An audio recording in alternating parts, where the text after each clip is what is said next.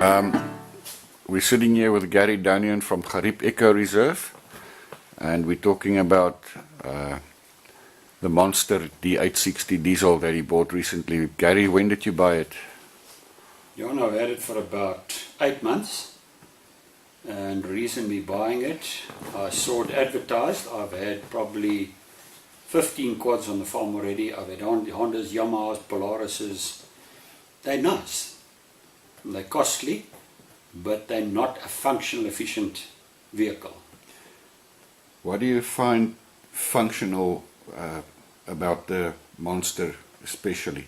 What sort of job is it that it's best for? It's best to firstly get to my game. Firstly, it doesn't make a hell of a noise. Secondly, it's not fast. Thirdly, it can load. One man can do everything that I need. Wow. Because he can load, so he can load the leek, he can drive the animals.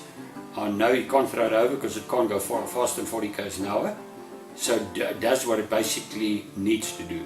The quads were very nice. They could go faster, they could go to more places, but I couldn't load 200 kilos on it. So in terms of that, very efficient, but any vehicle, I'm not a machine man, I detest machines, but I've always said where we are in the Karoo, the most important thing, might sound crazy, is not always the price, it's your after sale service.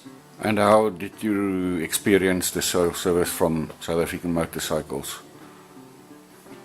If anything ever went wrong with any of my motorcycles, the people just said, oh, bring it back to me. Whether it was Bloemfontein or PE, that was my cost. But that I found with Dirk, any time I phoned him, he was willing to help.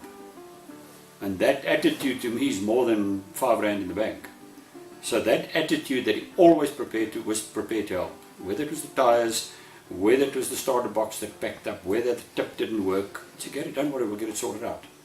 It didn't happen tomorrow, but he made something happen. And that to me was terribly important.